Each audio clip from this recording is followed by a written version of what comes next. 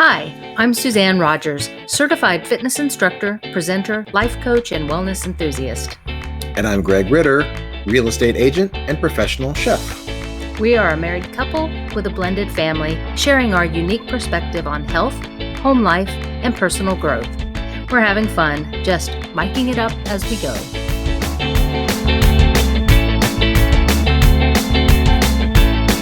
Before we get started, wanted to give a shout out to listener David from Katy, Texas. He had some great thoughts about his experience around gardening, getting out into nature, and insects. Insects, something that we didn't cover. Yeah, didn't think about his take. So here it is.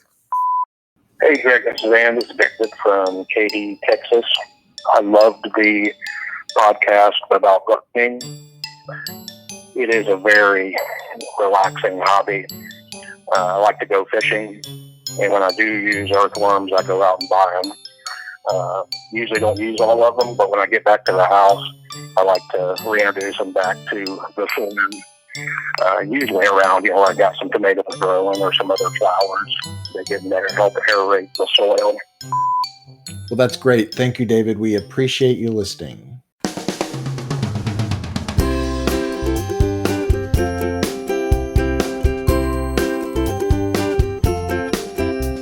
In our health segment, we're going to be discussing the importance of good dental health and oral hygiene. Indeed. Let's get our teeth into it. Oh. So, why is this topic so important? And you actually brought this up as a topic, so why don't you tell us a little bit about what led to that? The last time I was at the dentist for a teeth cleaning, just regular cleaning, the hygienist told me that there are instances where heart doctors will not proceed with a patient's care until they address their oral hygiene first. And I was kind of shocked to hear this, but apparently there's bacteria that grow in your mouth under the gum line. And if they get bad enough, they can actually migrate to your heart and while there collect plaque and all kinds of things that give you heart problems. Right. So poor dental hygiene can lead to a myriad of problems such as heart attack, stroke, contributes to problems with diabetes. So it's my understanding that poor oral hygiene is one of the leading factors of inflammatory disease. And it often goes unnoticed because it's in your mouth and people just aren't as aware of the overall effect it's having on your body. I did not get this at all. The inflammation that's having that's negatively affecting your gums somehow manages to also negatively affect your heart. And so that was pretty eye-opening for me. I did a little bit of research into this and found out that around dental health that 42% of people report that they don't go to the dentist enough, and only about 30% of people report that they floss daily. That is surprising. That's fairly low. Yeah. How about you? Do you floss daily? Well, I guess I couldn't be in the floss daily camp because there are days that I miss, but I do floss fairly regularly. I'd say every couple of days.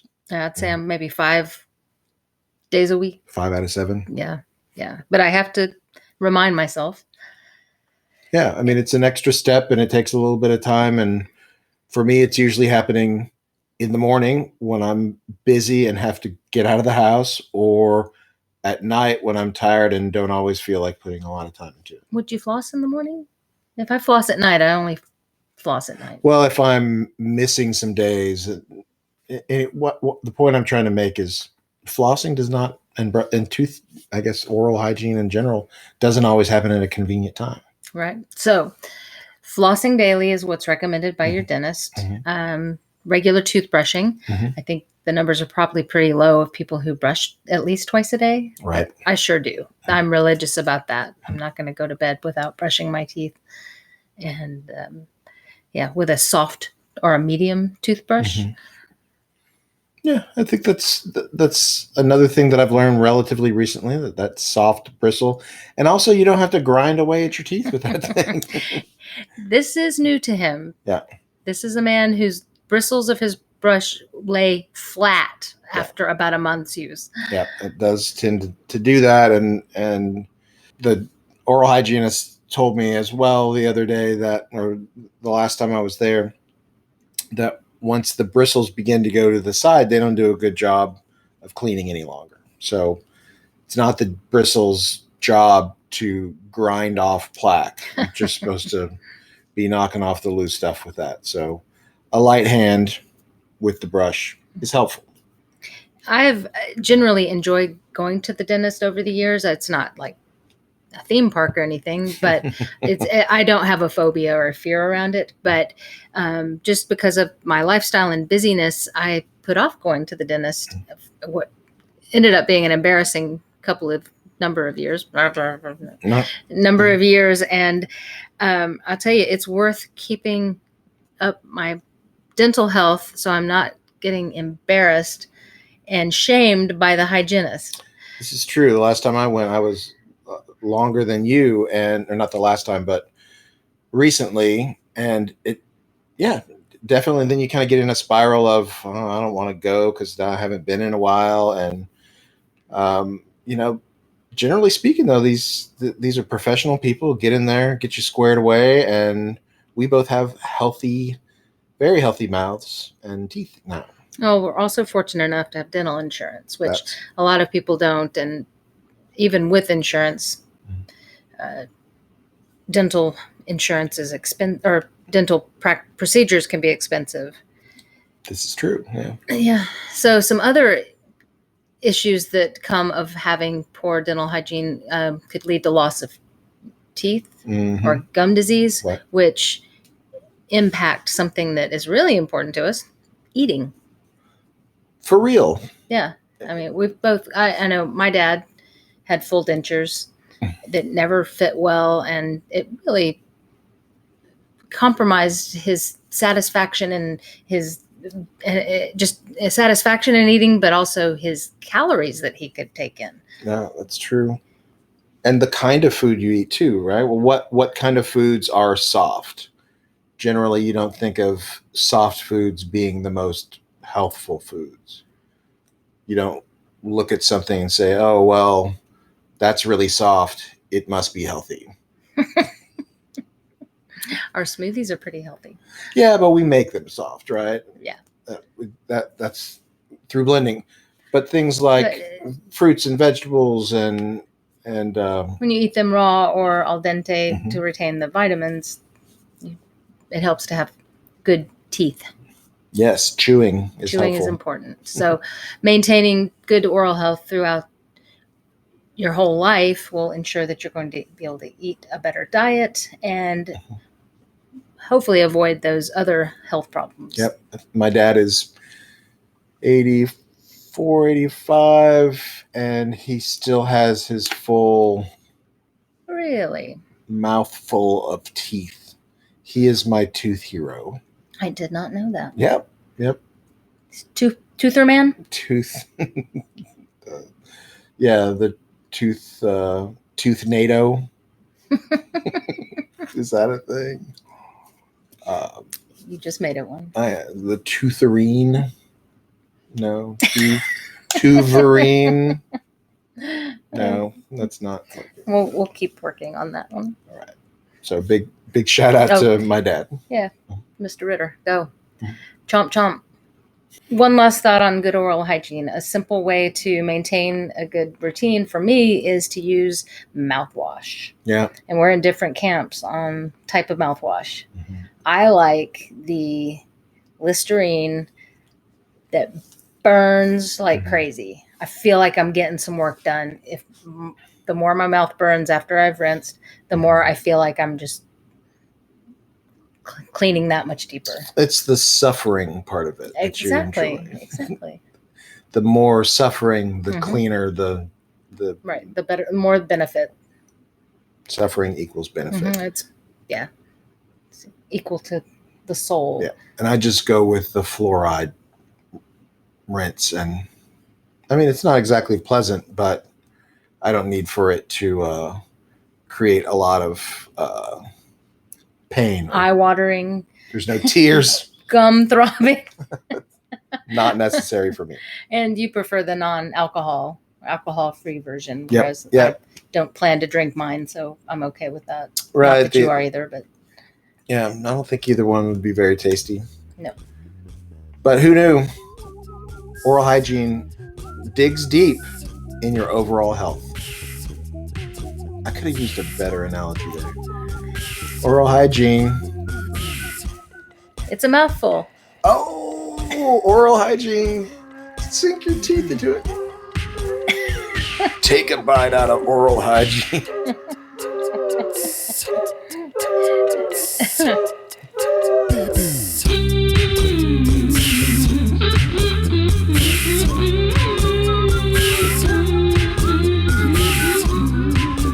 In our home segment today, we're going to talk about grocery shopping alternatives. So everybody knows you got to go to the grocery store. It's a big time commitment every week for us. And we have been recently having some experience around using some alternatives to go into the grocery store ourselves.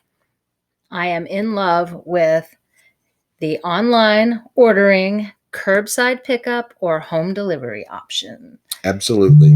If I had had this in my many years as a single parent, oh my gosh, what a time saver. It really is.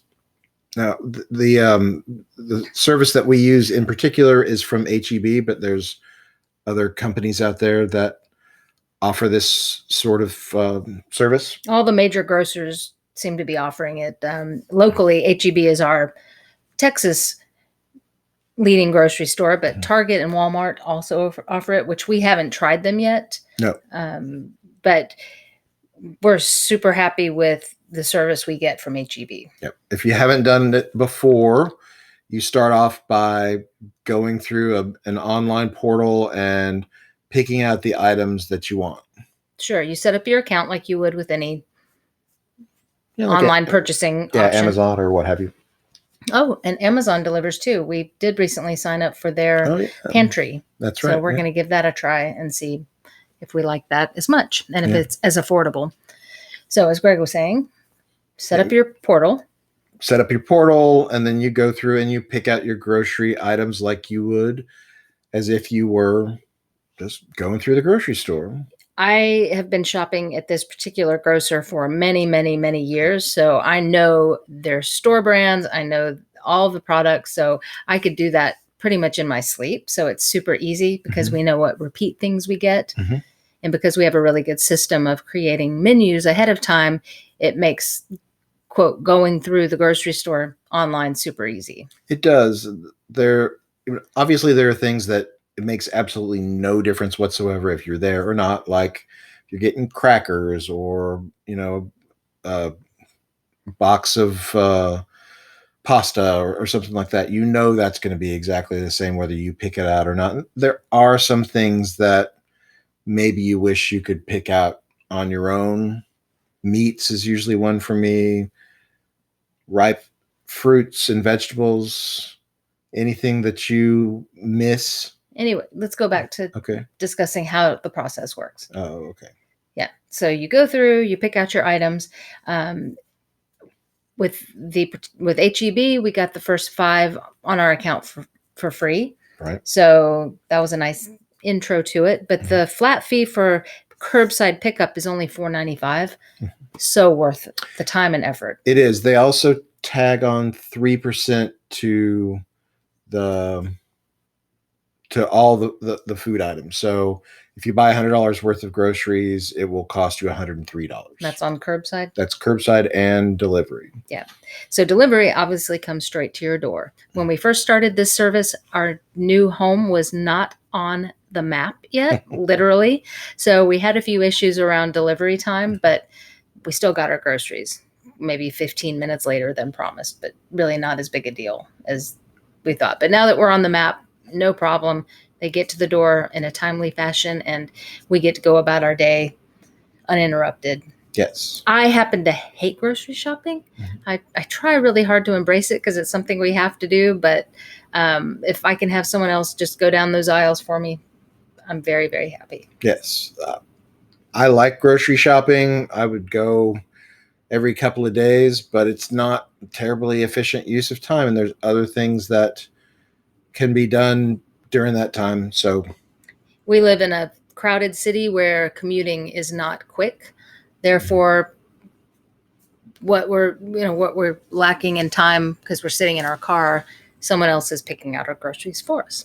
yeah, so that is definitely appreciated. And I think overall they do a good job of picking up the right things. And Well, in this case, they do send texts to whichever number you've provided for them, asking if you want substitutions, which for the most part has worked really well, or you can cancel items on the order, and you can even add late items. If you think of things within a 4-hour window or something like that's that. what it is. And I'm sure every provider has different rules around that, but HEB is pretty flexible on if you want to add something or change something. And I've just really enjoyed the service. I have too. I'd say the couple of downsides are pretty minor. When they do substitute items, sometimes I don't catch it quickly enough, or I'm not exactly sure what they're subbing, and I might get something that's not exactly what I want, but it's been maybe 2 or 3 items. It's Right. very, very minimal. And then part of what slows grocery shopping down for me is I'm going to compare prices, compare labels, and if I'm not sure about a product, I haven't bought it before, I'm kind of miss comparison shopping. Right. Yeah. You don't have the other thing right next to it, so you can kind of visually compare. Right. And if there's a price difference, although with HEB, they've really got this thing down. They will offer coupons that are available right there when you're looking at the item, and they will compare other items that might be on sale. So you can choose between the brand you were picking or perhaps one that might be on sale that week. I think it's fair to point out that it does take a little bit of time to put the order in. Yeah. It does. I mean, and I don't know if it doesn't take as long as walking through the grocery store. And it's just like anything else. If you practice it, you get good at it, you get better at it and faster at it. Well, it will time you out. So I think they've updated the process where you don't pick your delivery time or your pickup time until you're done placing your order, which is good because it can take 20 or 30 minutes and it will time you out. It'll take over 30 for sure. And you'll miss your spot. Right. So you get to choose. I don't think we mentioned that. You get to choose your time to pick up, and those are usually little half-hour blocks. Or if it's a delivery time, you need to give them an hour window where they're going to show up. And they've always been in that window that I can recall, right? Except when we weren't on the map. And I think even then it was pretty close. Yeah. But yes, so you've got to specify your pickup time or delivery time. What is super convenient about that one tool is that you can repeat lists. It saves all your previous items. So you can go through and repeat lists, or when you start typing in your search bar, it's going to populate what it's familiar with that you've already purchased before. Right. So you get to get the advantage of the machine kind of learning what you have done in the past.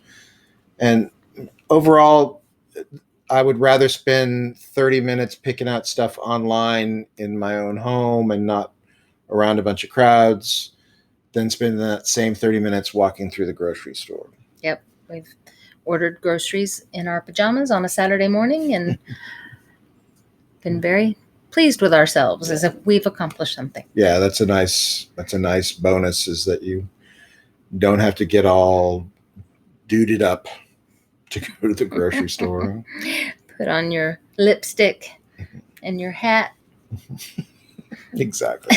So if you're trolling for guys or gals, in the grocery store, obviously you need to actually go there. So Yeah. this might not work for that. It's not going to happen online. Although you could toggle back and forth between tabs of HEB and whatever, OkCupid. Okay, grocery. Yeah, that's a new segment that they haven't perhaps exploited quite yet. Let us know if you tried these delivery services or curbside pickup services. Yeah, especially I'd like to know something about the Walmart or the Target, see if they do a good job as well. Yep, let us know. We'd love to hear your thoughts.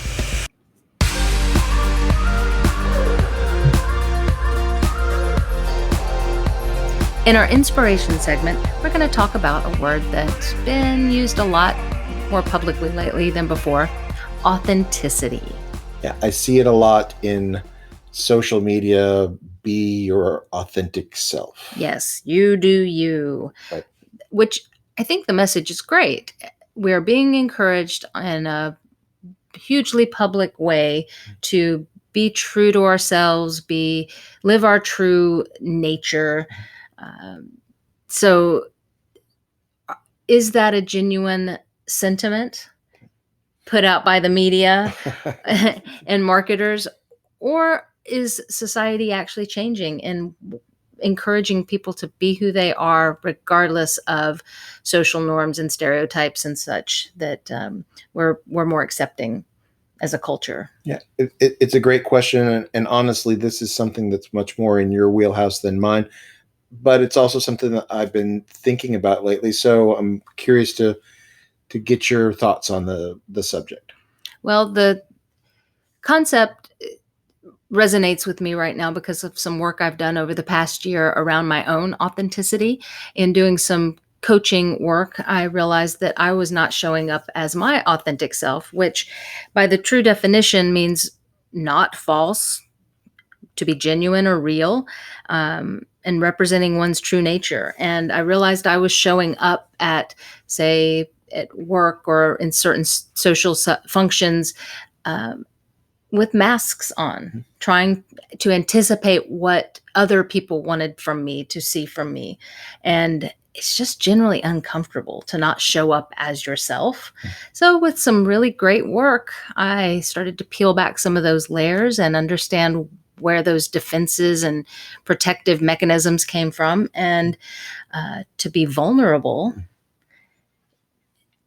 is a challenge, right? But once you start showing up as your authentic self, I could just be comfortable in my own skin and not worry about what I thought other people were expecting. How arrogant that I could presume to know what other people expected from me. That's an outstanding point, that you're making an assumption that that people have a certain expectation of you to come as something that you're not. And they probably aren't putting that much effort into it.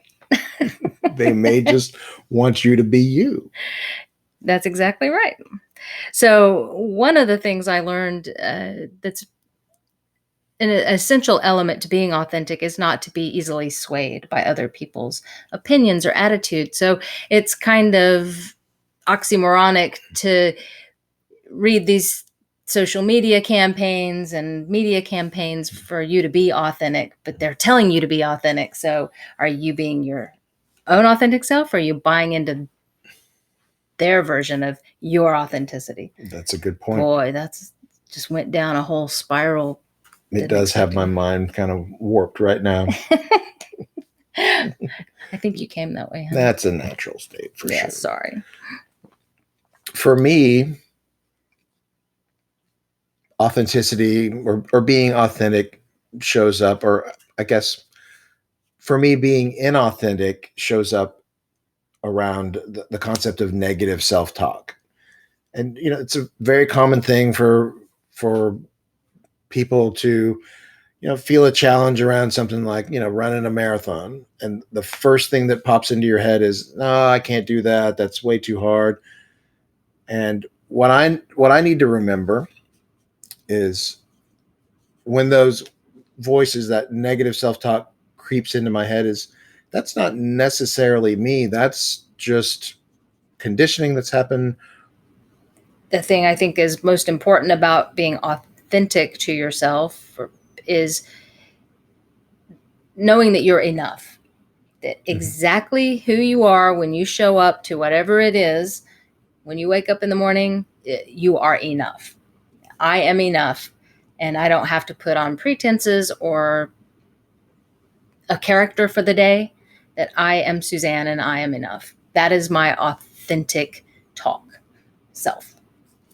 And that is true and should be true for all of us. Right. And if we believe the media, even if they're sending what appear to be good images or messages, that we're not buying other people's version of ourselves or what we think other people's versions of ourselves is. Yeah, it gets very convoluted and strange when you start thinking about what you put out there, what other people's expectations are, trying to meet other people's expectations without actually knowing what those expectations are. It gets very convoluted and strange. So I think to be authentic and to know if you're out of alignment, if you've just gotten to a place where you're feeling uncomfortable and off balance or not really sure who you're showing up as, it's a good time to sit down and just take a look at it, start peeling it back. And that's where meditation is a fantastic tool. Sitting still and seeing what resonates, what comes through, and how does it feel to simply be. And that's the way it would be ideal to go through everything in life. True. You know, it also occurs to me that you still need to apply some standard social norms, right? If your authentic self is to be a jerk, that's tough. You can't do that. You can't do that and expect things to go well for you.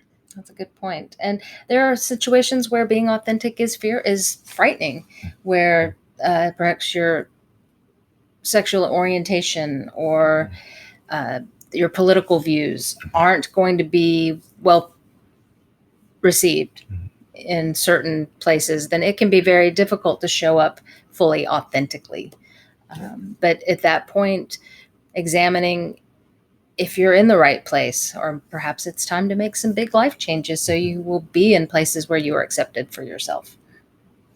Well, and if we all remember those social norms and are kind to one another and forgiving and loving, then it is a safer place to be authentic. Yes. So using some tools, whether it's daily meditation or counseling with a coach or a trusted friend, being comfortable with your authentic self and showing up in any situation just lets you put more energy and time into all those things you love and lets you show up as your best self. True, when you're not wasting time anticipating the actions of others that you don't even know what it's going to be.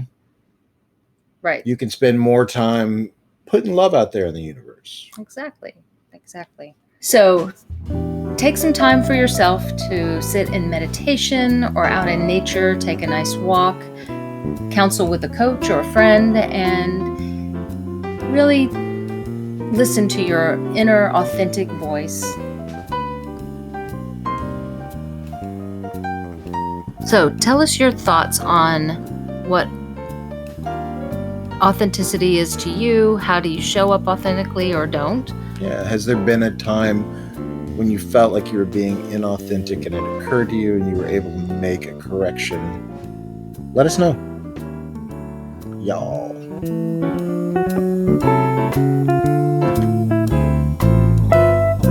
Thanks so much for joining us today. It's been a lot of fun. I'm Greg. I'm Suzanne. We are miking it up as we go.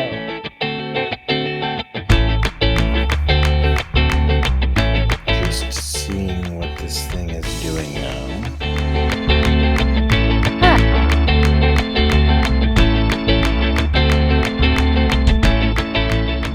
I'm Greg Ritter, licensed state and a beer.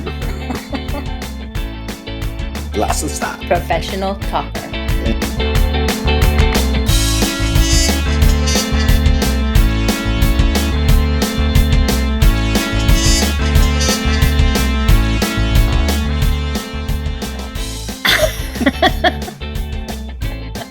I should not drink bubbly water.